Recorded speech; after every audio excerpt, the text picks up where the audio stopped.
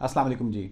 बड़ी मज़े की खबर आई है, मैंने कहा आपसे शेयर कर लूँ। इस पे छोटे से कोई तबसरा भी कर देते हैं, आपको कुछ इस पे इन्फॉर्मेशन भी मैं दूंगा उसके बाद अपनी एनालिसिस के अंदर।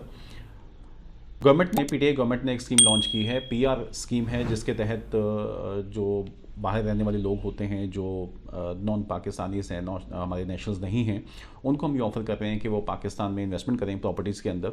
ऑब्वियसली जिस तरह हम यहाँ बैठे कनाडा में लैंड लेते हैं, मलेशिया में लेते हैं, टर्की में लैंड लेते हैं, तो उसी तरह हम चाहते हैं कि अब दूसरे लोग भी यहाँ पे आएँ और यहाँ पे इन्वेस्टमेंट लें। बहुत अच्छी बात है कि इस तरह से इन्वेस्टमेंट्स आएँ, लेकिन थोड़ा सा कुछ जब मैं कमेंट्स करूँगा तो आपको बताऊँगा कि उस पर मेरे कंसर्न क्या हैं उसको लेके।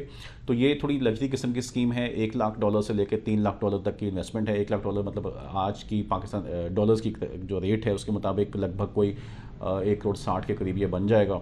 मिनिमम स्टार्ट होगी इन्वेस्टमेंट, यहाँ से फिर ऊपर जाएगी। ज़्यादा नहीं है ये इन्वेस्टमेंट, क्योंकि अगर इसको आप टर्की के लिहाज से देखें या मलेशिया के लिहाज से देखें तो वहाँ इससे कहीं ज़्यादा इन्वेस्टमेंट होती है आपको नेशनलिटी लेने के लिए, परमानेंट रेजिडेंसी लेने के लिए। ये टारगेट जो सुनने में आ रहा है वो ये कह रहे हैं कि जी हम कर रहे हैं जो रिच अफ़गानीज़ हैं उनका पैसा काबुल से वो कहीं और मूव कर रहा है दूसरे कंट्रीज़ की तरफ, तो उसको पाकिस्तान की तरफ अट्रैक्ट करेंगे। और फिर फ्यूचर में इनका प्लान ये है कि हम लोग चाइनीज़ के लिए भी इसको ओपन करेंगे। सो जब ये चाइनीज़ के लिए ओपन होगा तो फिर बेनिफिट इसका मज़ीद भी बढ़ जाएगा, क्योंकि वो ऑलरेडी आपकी इकोनॉमी के अंदर डिफरेंट सेक्टर्स के अंदर ऑलरेडी वो इन्वॉल्व हुए हुए हैं और पार्टिसिपेट कर रहे हैं। तो उसका बेनिफिट मेरे ख्याल में ज़्यादा अच्छा होगा चाइनीज़ का। अभी तक उनको और बहुत रिक्वायरमेंट आती है। हम जो कि खुद रियल एस्टेट में काम कर रहे होते हैं, तो जब हम गवादर में काम करते थे या इवन बहरिया या डीएचए वगैरह के लिए भी काफ़ी लोग पूछते हैं जो चाइनीज़ के होते हैं कि जी हम लोग यहाँ पे भी कुछ ज़मीन लेना चाह रहे हैं, तो घर लेना ख़रीदना चाह रहे हैं, पैसे उनके पास अच्छे हैं, तो लेकिन हमारी चूँकि पॉलिसी इस किस्म की है कि वो इन्वेस्टमेंट डायरेक्ट कर नहीं सकते, लैंड ओन नहीं कर सकते। अब वो चीज़ें चेंज हो रही हैं, जो कि खुशाइन बात है, लेकिन उसके साथ साथ कुछ प्रॉब्लम्स हैं जो आई होप कि गवर्नमेंट ठीक कर लेगी। और बाकी जो प्रोजेक्ट्स हैं, जिस तरह की स्कीम्स हमेशा आती रही हैं, उस तरह से इसको फेलियर नहीं होगा। आई विश कि वो ना हो। तो इसकी ख़ास चीज़ ये है कि करतारपुर के ऊपर ये इन्होंने अभी फ़िलहाल किया है। तकरीबन 400 कनाल लैंड है, जिसके अंदर 6,000 अपार्टमेंट्स बनेंगे। और जो सिख कम्युनिटी है उसको ये यहाँ पे लेके आ रहे हैं कि वो यहाँ पे आएँ और उसमें वो इन्वेस्टमेंट्स करें उसके ऊपर। और गवर्नमेंट जो उस पर देख रही है वो कोई तकरीबन $2 बिलियन का वो देख रही है। रोशन डिजिटल अकाउंट जो अभी लॉन्च हुए थे, गवर्नमेंट ने लॉन्च किया, तो रोशन डिजिटल अकाउंट्स के थ्रू अगर इन्वेस्टमेंट्स करते हैं तो $2 बिलियन का रेवेन्यू गवर्नमेंट इसके थ्रू एक्सपेक्ट कर रही है कि जितनी इन्वेस्टमेंट्स जो हैं वो यहाँ पे आ जाएंगी उसके अंदर, पाकिस्तान के अंदर जिस तरह के बाकी जगहों पर गई है।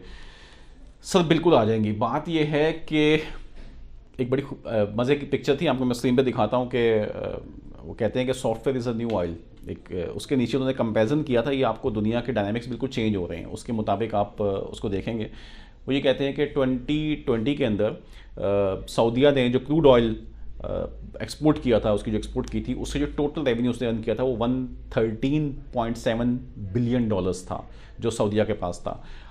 और इंडिया ने सॉफ्टवेयर इंडस्ट्री से, जो सॉफ्टवेयर इंडस्ट्री एक्सपोर्ट की है दुनिया को, उसने उससे जो पैसा कमाया है वो $133.7 बिलियन है, यानी उस क्रूड ऑयल से। सो डेट जो ऑयल था दुनिया जिस पे चलती रही पिछले पूरे 50 साल तक, लास्ट सदी पूरी ऑयल पे गई है और अमीर तरीन वो लोग बन गए शेख वहाँ से। अब वो ऑयल चेंज होके वो चला गया डाटा के ऊपर या सॉफ्टवेयर के ऊपर, वो चीज़ें चली गई हैं और वहाँ पे उस पर काम हो रहे हैं।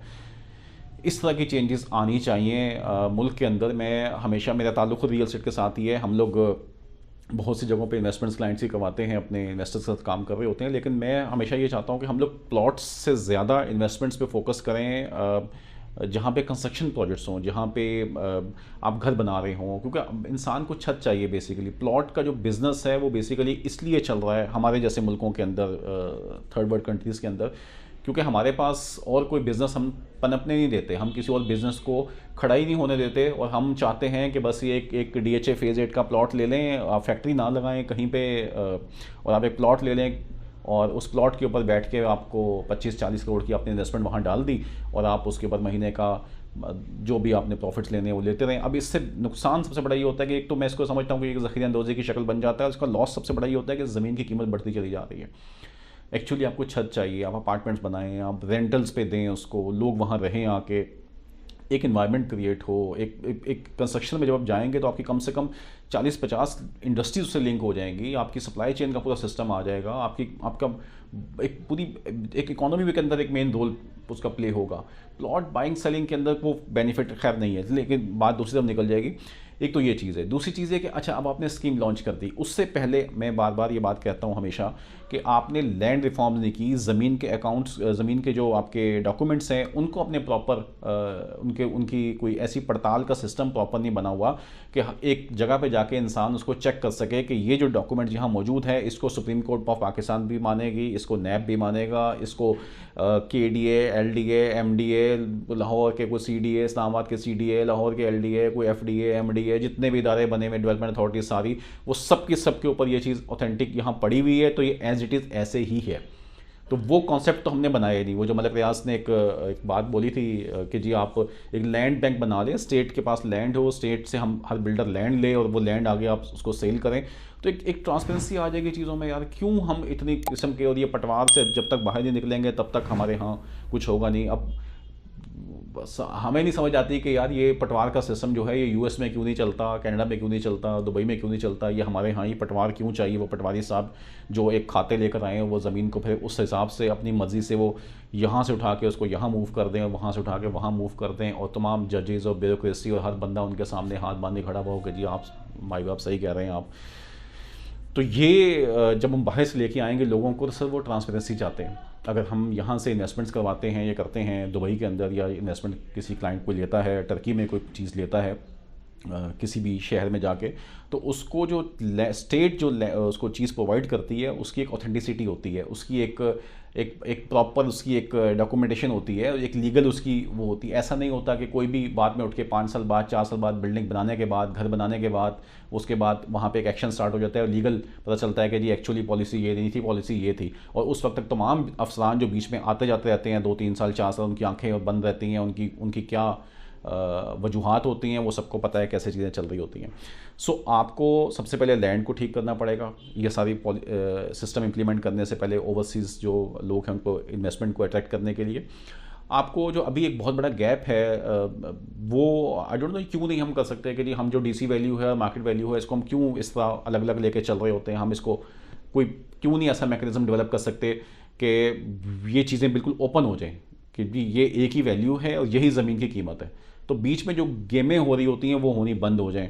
एक ये इंपॉर्टेंट फैक्टर है इस पे, और इस पे कोई रॉकेट साइंस नहीं है। मसला ये है कि स्टेक बहुत से लोग इन्वॉल्व होता है बीच में, उनको थोड़ा देखना पड़ेगा। फिर आपकी कंस्ट्रक्शन मटेरियल कॉस्ट है। हम घर बना जो बात कर रहे हैं लोगों को देने की, उसके बाद कंस्ट्रक्शन मटेरियल हमने पिछले 2 साल के अंदर डबल पे खड़ा कर दिया है। आज आपका 4,500 रुपये पर स्क्वायर फीट से कम कंस्ट्रक्शन मटेरियल नहीं है आज जनवरी के महीने के अंदर। जो बंदा भी इस वक्त, मतलब हम बहरिया में काम करते हैं तो हम ओपनली कहते हैं कि अगर कोई भी 7,000 से कम पे किसी ने प्रोजेक्ट बेचा हुआ है शुरू में, आज तो 8,000 का रेट, आप 8-8,500 का रेट आप कम से कम जहन में रखें।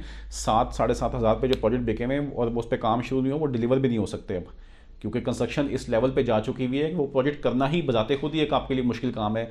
अब आप ना, क्योंकि मटेरियल तो आपने अगर उस वक्त उस रेट के हिसाब से फिजिबिलिटी बनाई है, तो अब तो आपका 1.5 साल के अंदर कीमतें डबल हो चुकी हैं भाई। तो अब आप काम कैसे करेंगे, उसकी डिलीवरी कहाँ से देंगे उस प्रोजेक्ट की, अगर आपने काम शुरू नहीं किया उसके ऊपर। तो कंस्ट्रक्शन कॉस्ट को सबसे पहले गवर्नमेंट को कंट्रोल करना है कि ये कौन लोग हैं, कौन से कार्टेल बने हुए हैं जो कि सीमेंट को, इसको, सरिये को, इन चीज़ों को लेके चल रहे होते हैं, ऐसी कॉस्टिंग को चल रही होती है। तो ये भी एक स्कीम पे बहुत बड़ा एक इसका भी इम्पैक्ट आएगा। देन उसके बाद 2 बड़े इंपॉर्टेंट पॉइंट हैं। एक ये है कि अब चूँकि ये करतारपुर से भी स्टार्ट किया आपने, फिर उसके बाद आप चाइनीज़ की तरफ जा रहे हैं, तो ये सब चीज़ों के साथ साथ आपको मुल्क के अंदर एक टॉलरेंस का इन्वायरमेंट हमें क्रिएट करना है। हमें एक हार्मनी क्रिएट करनी है बिटवीन द तमाम रिलीजन्स और तमाम सेक्ट्स के अंदर। अब मतलब सिख बरादरी को आप लेके आएंगे, यहाँ पे ऑलरेडी इतना एक्सट्रीमिज़म है, रिलीजियस एक्सट्रीमिज़म मौजूद है, और जब आप एक मल्टी कल्चरल किस्म की और एक मुख्तलिफ मज़ाहिब के लोग को जब मिला के रहना शुरू करेंगे, तो उसमें आपको बहुत सी चीज़ों पे कंप्रोमाइज़ करना पड़ेगा, बहुत सी चीज़ों पे आपको थोड़ा सा लीनियंट होना पड़ेगा। तो हमें अच्छी तरह अंदाज़ा है, जो लोग बाहर जाते हैं, जब आप दुबई जाते हैं, मलेशिया जाते हैं, आप सिंगापुर जाते हैं, तो आप टर्की जाते हैं, तो आपको एक बहुत से कल्चर का, बहुत से चीज़ों का एक फ़र्क महसूस होता है। तो क्या पाकिस्तानी मुआशरा के अंदर वो एक्सेप्टेंस मौजूद है?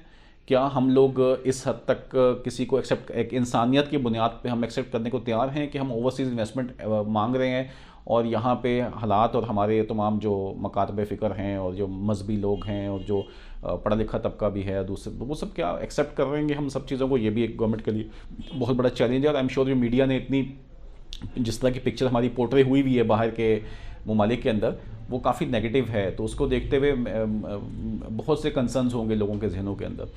और आखिरी पॉइंट ये कि देखें, इंसान जब भी कहीं जाता है, मैं अगर जाके घर लूँगा किसी भी दूसरे मुल्क के अंदर, तो मुझे सिर्फ वहाँ पे कोई रिटायरमेंट लाइफ तो नहीं गुजारनी, मुझे वहाँ पे एक ज़िंदगी गुजारनी, मुझे काम करना है वहाँ, मुझे वहाँ पे बिज़नेस करना है, मुझे रहना है वहाँ पे, मैंने अपनी अगली जनरेशन के बारे में सोचना है। मुझे वो क्या वो ईज़ ऑफ बिज़नेस यहाँ है, ईज़ ऑफ डूइंग बिज़नेस यहाँ पे मौजूद है? क्या गवर्नमेंट इतना सपोर्ट करती है? क्या बैंकिंग सेक्टर, तमाम जो आपके रेगुलेटरी बॉडीज़ बनी हुई हैं, वहाँ पे इतना अच्छा सिस्टम मौजूद है कि कोई इंसान आए वो यहाँ आके काम कर सके, यहाँ आके रह सके, अपने बच्चों के लिए का मुस्तकबिल यहाँ महसूस करे कि हाँ ठीक है, मैं यहाँ पे 2 करोड़ रुपए की, 5 करोड़ रुपए की इन्वेस्टमेंट करता हूँ पाकिस्तान के अंदर, और यहाँ मुझे तहफ़्फ़ुज़ मिलेगा, यहाँ मुझे अच्छी तालीम मिलेगी, यहाँ मुझे इंसाफ मिलेगा, यहाँ मुझे कारोबार करने के मौके मिलेंगे, मुझे फैक्ट्री लगाने के मौके मिलेंगे, और मेरे साथ कोई नाइंसाफ़ी नहीं होगी, मैं जबकि मैं किसी दूसरे मज़हब का इंसान हूँगा, मैं चाइनीज़ हूँ, या मैं अफ़गान से आ रहा हूँ, या मैं सिख बरादरी से मेरा ताल्लुक़ है, तो क्या मुझे एक इंसानियत की बुनियाद पर बराबरी स्टेट प्रोवाइड करेगी? तो ये एक बहुत बड़ा चैलेंज है जो यहाँ पे आएगा, गवर्नमेंट के सामने आ रहा होगा, आई एम श्योर फ्यूचर में आएगा। और मैं ये कहूँगा कि इसके साथ साथ इन लोगों के लिए बिज़नेस की अपॉर्चुनिटीज़ प्रोवाइड करें। आप रीट का मॉडल क्यों नहीं पाकिस्तान में इम्प्लीमेंट हो सकता? रियल एस्टेट इन्वेस्टमेंट ट्रस्ट के मॉडल जो बनते हैं वो क्यों नहीं पाकिस्तान में आ सकते? हम यहाँ मॉल्स क्यों डेवलप नहीं कर सकते? हम यहाँ पे बड़ी यूनिवर्सिटीज़ क्यों नहीं बना सकते? हम यहाँ पे बड़े प्लाज़ों में क्यों नहीं जा सकते? हम कमर्शियल बड़ी एक्टिविटीज़ में क्यों नहीं जा सकते? लोग मौजूद हैं, इन्वेस्टर्स मौजूद हैं, हमसे भी लोग राब्ते करते हैं, ओवरसीज़ बहुत से लोग कभी पूछते हैं कि जी साउथ अफ्रीका से इन्वेस्टमेंट्स का, किसी से इन्वेस्टमेंट्स का, लेकिन बीच में इतने मसाइल हैं, जब तक गवर्नमेंट ये सब मसाइल दूर नहीं करेगी तब तक आपके पास पैसा सही मानों में पाकिस्तान में नहीं आएगा, और आप एक दुनिया का जो एक ग्लोबल वर्ल्ड है उसका हिस्सा उस तरह से बन नहीं पाएंगे। तो हमें बहुत कुछ चेंज करना है, कोशिश करते हैं। मैंने कुछ बातें की हैं, आप इस पे सोचिएगा कि हम ये सब चीज़ें किस तरह चेंज कर सकते हैं। अगर गवर्नमेंट ये स्कीम लेकर आती है, और इसमें लेकर आती है क्या मतलब, ले भी आई है, स्कीम तो अप्रूव कर दी है उन्होंने, अब इसके ऊपर लेट्स सी के कितनी इन्वेस्टमेंट्स आती हैं। अभी तो फिलहाल हमने चूँकि रिलीजन की बेस पे किया है उसको, कि हमने करतारपुर पे इसको रखा हुआ है, तो ऑब्वियसली सिख बरादरी चाहती है, उनकी बहुत सी मुक़द्दस जो इबादत गाहें हैं वो ननकाना साहब में, और यहाँ करतारपुर अब जिस तरह बन गया तो लोगों ने बहुत उसका वेलकम किया पूरी दुनिया से, तो उनकी या तो अच्छा रिस्पॉन्स मिलेगा इंशाल्लाह वहाँ से आपको। लेकिन उसके अलावा फिर गवर्नमेंट का प्लान है कराची डिस्ट्रिक्ट में और लाहौर डिस्ट्रिक्ट के अंदर भी फ्यूचर में इस तरह के प्रोजेक्ट्स लेके आने का। तो फिर उसके बाद थोड़ा सा हमें देखना पड़ेगा अपने माशरे के अंदर। लेकिन खैर ये इर्तिकाई अमल है, इससे सोसाइटी भी आहिस्ता आहिस्ता ग्रो करती है, हमें भी कुछ चीज़ें दुनिया से सीखने का मौका मिल जाएगा इससे, और उम्मीद है कि पाकिस्तान के लिए एक बेहतर स्टेप बन जाएगा अगर हम ये सारी चीज़ें कंसिडर कर लें जो मैंने जिक्र की हैं। अपना ख्याल रखिएगा। अल्लाह हाफ़िज़।